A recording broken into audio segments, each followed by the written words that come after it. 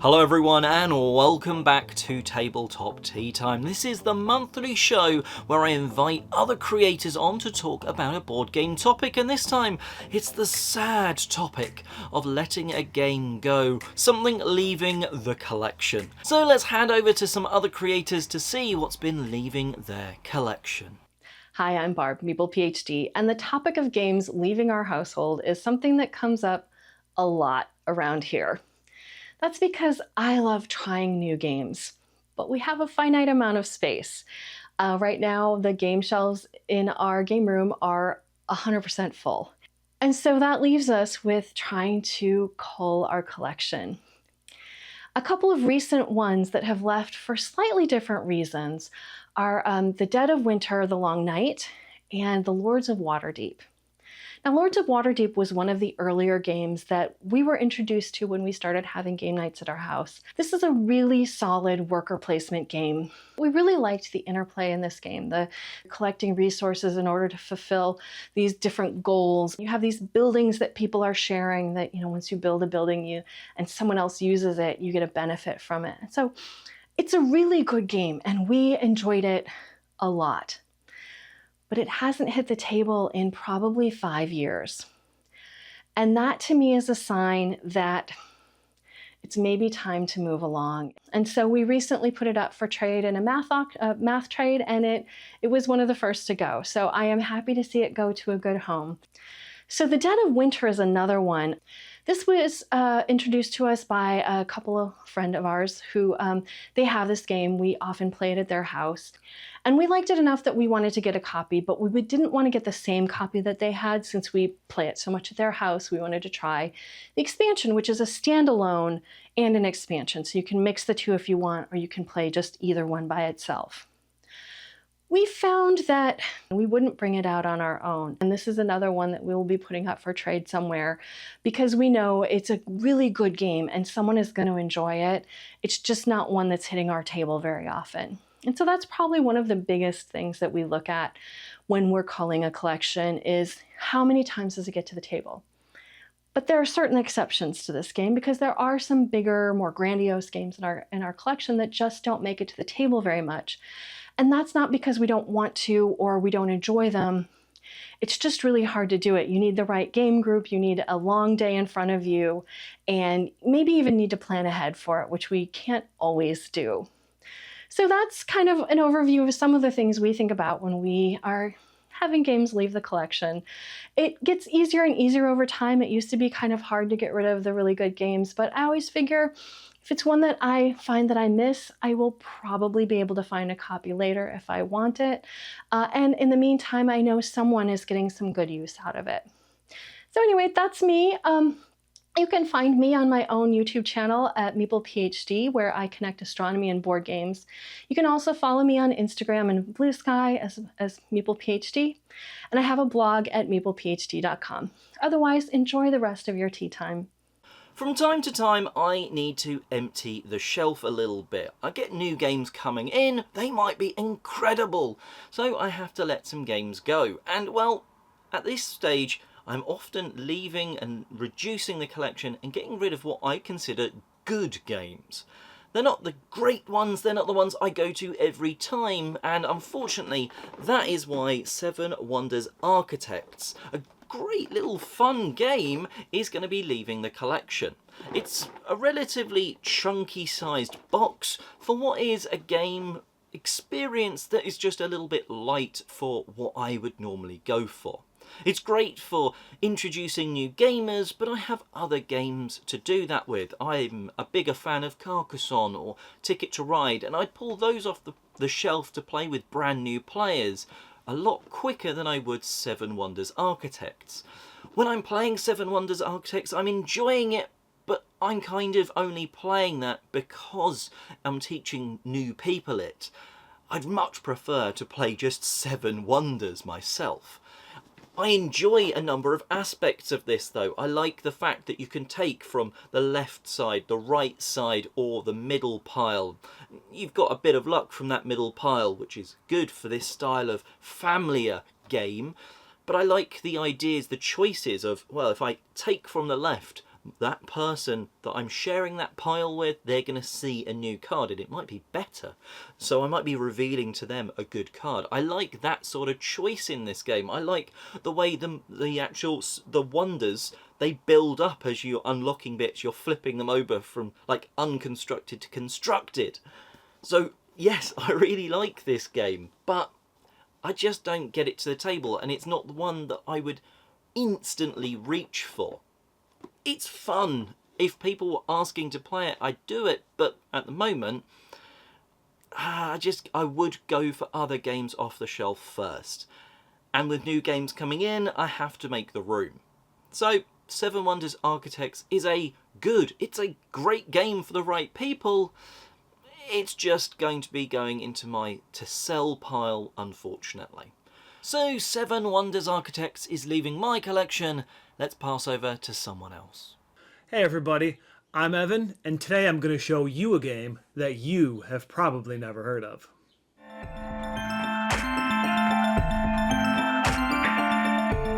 So about 5 years ago, we went through a bigger sort of game cull where we got rid of like a whole lot of games all at once. And the reasoning was that we had a lot of like kids games that the kids were starting to grow out of. And, it was hard to see some of these go because, as you know me, I like to track down odd games. So there are a lot of odd HABA games out there. And as you can see from this picture, not very many of them made the cut. And since that picture was taken, many of those have left the collection. But there's one in particular that I kept. And the reason is, well, you'll see when I go through the overview, but it's called Fly Feast, but it came from Germany, so it's called Fleigenschmaus. I believe that's the name of it. So let's go down to the table, and, well, I'll come back after that, and I'll tell you why I kept it if you can't figure it out when I go through the overview. So, this is what a game of Fly Feast looks like set up. It comes with these tiles, this stack of cards, and a pile of plastic flies in 4 colors, 1 color for each player. The game plays up to 4 players. So what you want to do is arrange these tiles however you want, as long as it's a straight path. And the last one is this tile right here, which, well, the rule book refers to as fly candy. So if you notice, these tiles are all things that don't smell very good, like rotting meat, and I don't know, like old eggs, ice cream. I guess that doesn't smell too bad. Pizza, a toilet, a cow, a trash can, and then the fly candy. So these are all things that the flies are attracted to. So on your turn, what you do is you draw a card, and it contains a path. It contains a path on it, and then you place this card in any one of these kind of lighter areas of the square. As long as it's not the last one. So if you put that here, and then the player can move one of their flies 1 or 2 spaces. So if you were to move a fly 1 space, he would sit there. There's no path card here. If you were to move in the 2 spaces from the start, the path card gives him a boost of 2, which pushes him there. And then it's the next player's turn. The next player draws a card, and it is a SWAT. You can put this anywhere, but that means that if a fly lands on there, even your own color, the fly has to go back to the start. So then let's say red did that, and they moved their fly 1 space. That path color does not match, so they stay there. Next player draws a card, and it's the green and the red. So let's say it's the green player, and they choose to move 1 space, which would give them a boost of 2. Then basically that's it. You continue drawing cards and moving your flies until you reach all of your flies have reached the very end. If you ever draw this like this dustpan and broom, you can swap 2 tiles, any 2 tiles. So like let's say if you're the red player, you could swap those 2 there, and then you're closer to the finish line. There's one other kind. This scent card. All this does is give your fly a bonus movement. So you can move any fly 1 space. Any fly you want. And that's basically the game.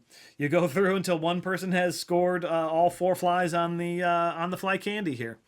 It's super simple, but I think the components and the whole ridiculousness of it makes it fun to play.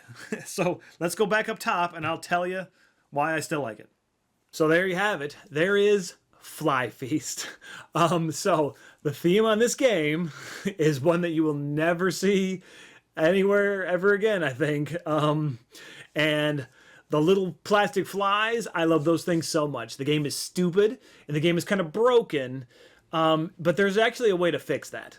But I don't ever want to get rid of this game because it's something that's extremely unique in my collection.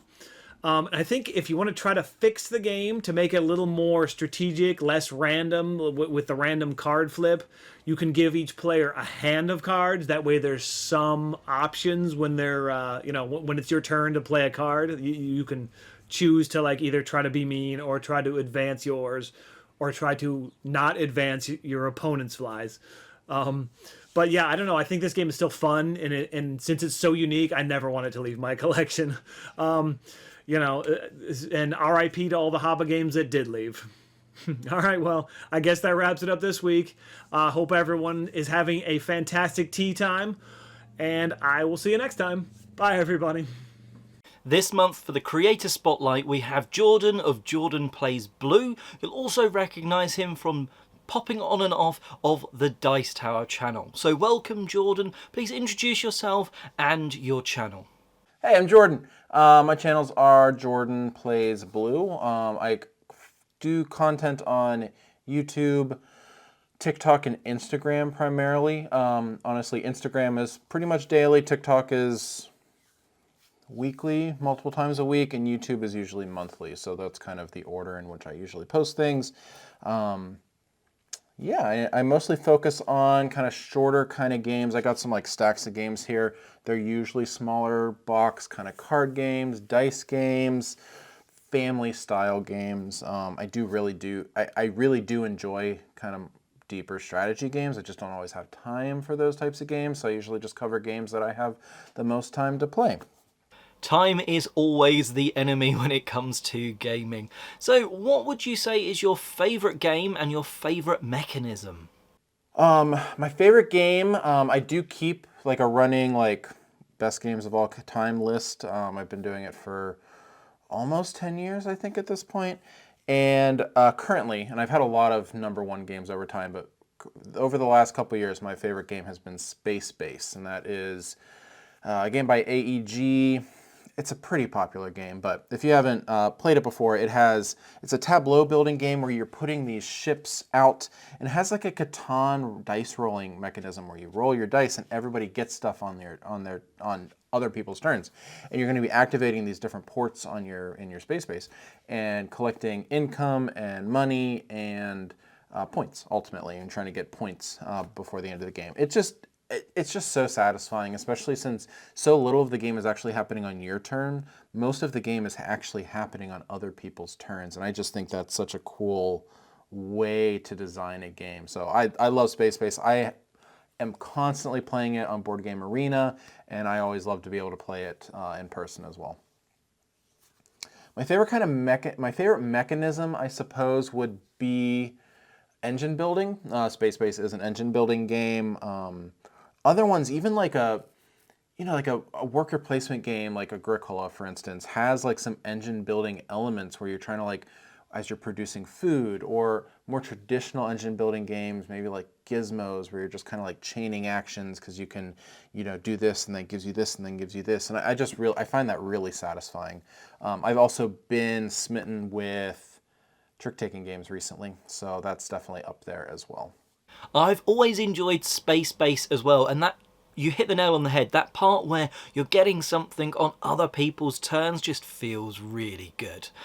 Now for a really hard question, what game has the best meeple in it? That's a great question. I love games that have little wooden pieces. I have some behind me, like Llama Land has really cute llamas.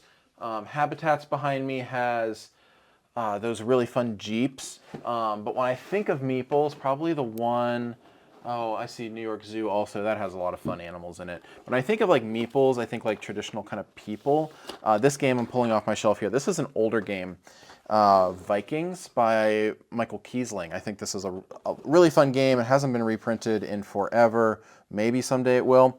But this one has really fun. It's a Viking game. It's not super thematic, but it has these little Viking meeples, and they just have fun. I don't know, horns on them. I just think they're fun meeples. That's often the one that I think about when I'm thinking of a good meeple. Is this weird old game called Vikings from Hans im Gluck, and you should check it out if you ever get a chance, because I really enjoy it. But it's been out of print for a long time. That's a pretty cool looking meeple, and it's from a game I've not played, so thank you for hopefully a great recommendation. Now, what game did you play last? Last game I played is probably Fairy. This is a little tiny game from All Play. My kids have been playing this a lot with us. It is a guessing game. You literally flip a card over and everyone's going to rock, paper, scissors. Whether you think that card's going to be, the next card's going to be higher, lower than the previous card, or the same color, or might have a fairy on it. And it's super quick. It's kind of a dumb game, but it's a lot of fun. We've been loving this one a lot. So Fairy, that was the last game I played, and it was a good one, which is fun. Small box games are always great and portable too, which is really helpful. Outside of board games though, what other hobbies do you have? Hobbies I have outside of board games. I used to disc golf a lot. I haven't done that in a long time. I did get to go disc golfing a couple weeks ago, which I thought was great because I haven't been able to do that in a long time. So maybe I'll start disc golfing again. Maybe I won't. I don't know if I have a lot of time for that. But my biggest hobby, I started this during COVID, and this is nerdier than board games, straight up. I do online competitive draft leagues for Pokemon. So if you play Pokemon like on the Switch or DS or whatever, there's like, you battle through the gyms and things like that, and you do battling. Well, there's websites that you can go and you put in the stats and you put in the items and abilities and all this stuff. Pokemon is an extremely kind of strategic style of video game. And I do draft leagues, so it's similar to fantasy football. You draft a team of Pokemon, and then over a course of a number of weeks, you battle other coaches. We organize everything on Discord and have a lot of spreadsheets, and I'm in multiple leagues. And I'm not particularly awesome at it, but I have been doing this since 2020 pretty steadily. I'm in multiple leagues at a time, and it's a lot of fun, and I do it a ton. And honestly, there's some weeks where I probably do that more than board gaming. But yeah, there you go. Competitive Pokemon battling draft leagues. I haven't disc golfed in a while. I can certainly recommend it. And a thing that involves Pokemon and spreadsheets, well, that does sound pretty awesome as well. Doesn't matter how nerdy it is. But what can people expect to see on your channel within the next few weeks? On my channel, I mean, coming up, I do the same kind of stuff. On Instagram, I do reviews, I do other content, I do Reels and TikToks periodically on just showcasing different games. YouTube, I do a monthly roundup where I usually talk about 4 games. This month's roundup is all party games, so I have a stack of party games over here that I've talked about, and then I have another stack of games I'm going to talk about next month, so I'm going to be filming those. So yeah, just check out my stuff, give me a follow. I'm really close to 1,000 followers on TikTok, which is kind of cool. So if you want to give me a follow over there, JordanPlaysBlue, I would really appreciate that, because that is something that I think would be really great to get to 1,000 over there. But I think that's it. Thanks, Oliver. I'll see you guys. Thank you very much to Jordan for coming on and answering the questions for the Spotlight Creator segment. As with all of the other creators, links will be in the description box downstairs. Well, that about wraps us up on today's episode. So, let us know in the comment section below what game has been leaving your collection, left your collection, and was it in a positive way or a negative way? Let us know. And like I say, check the other creators out as well. And until next month, enjoy your tabletop gaming experiences.